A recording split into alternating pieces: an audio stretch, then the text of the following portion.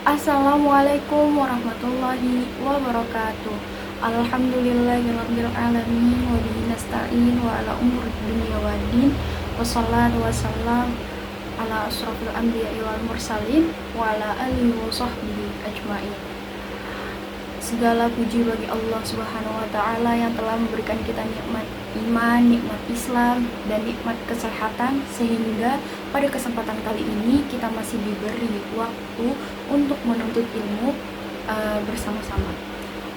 Salawat serta salam semoga selalu tercurahkan kepada junjungan kita Nabi besar Muhammad Sallallahu Alaihi Wasallam, juga kepada keluarga, sahabat, serta seluruh umatnya hingga akhir zaman. Amin.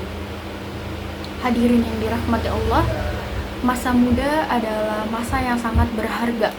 Masa di mana fisik masih kuat, semangat masih tinggi, dan pikiran yang masih segar. Sayangnya, tidak sedikit orang menyia-nyiakan masa muda dengan hal-hal yang tidak bermanfaat. Sehingga ketika usia semakin bertambah, barulah muncul rasa penyesalan. Rasulullah telah mengingatkan kepada kita dalam sebuah hadis yang artinya, manfaatkanlah 5 perkara sebelum datang 5 perkara. Masa mudamu sebelum datang masa tuamu, sehatmu sebelum sakitmu, kayamu sebelum miskinmu, waktu luangmu sebelum sibukmu, dan hidupmu sebelum matimu. Hadis riwayat Al-Hakim.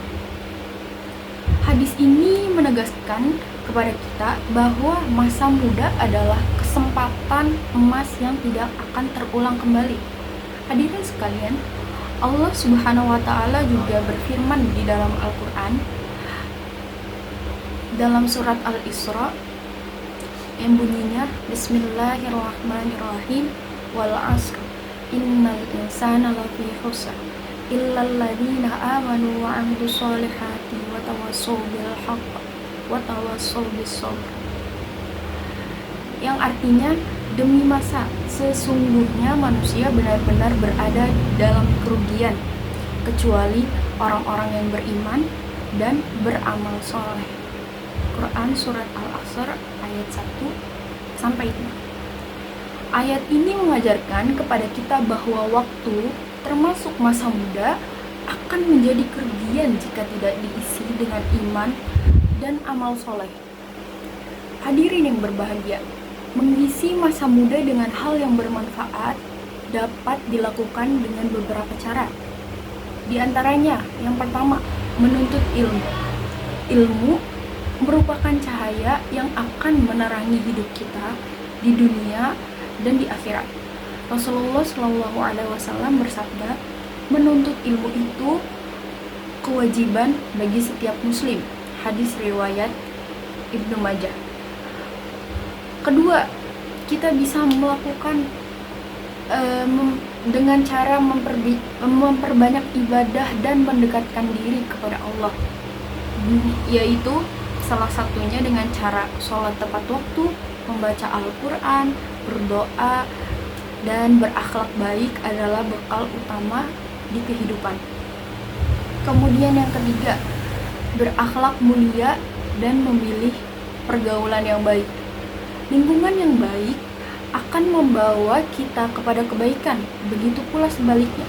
Lingkungan yang buruk dapat menjerumuskan kita pada hal-hal yang merugikan. Yang keempat, mengisi waktu dengan kegiatan positif, seperti berorganisasi, membantu orang tua, berkontribusi di masyarakat, dan mengembangkan bakat yang dimiliki selama tidak bertentangan dengan ajaran Islam. Hadirin yang dirahmati Allah, Rasulullah Shallallahu Alaihi Wasallam juga menyebutkan bahwa pemuda yang mengisi masa mudanya dengan ibadah akan mendapatkan keistimewaan di akhirat. Dalam hadis disebutkan 7 golongan yang akan mendapatkan naungan Allah pada hari tiada naungan selain naungannya. Salah satunya adalah pemuda yang tumbuh dalam ibadah kepada Allah. Hadis riwayat Bukhari dan Muslim. Betapa mulianya kedudukan seorang pemuda yang menggunakan masa mudanya untuk kebaikan. Hadirin sekalian, marilah sama-sama kita jadikan masa muda ini sebagai ladang amal, bukan ladang penyesalan.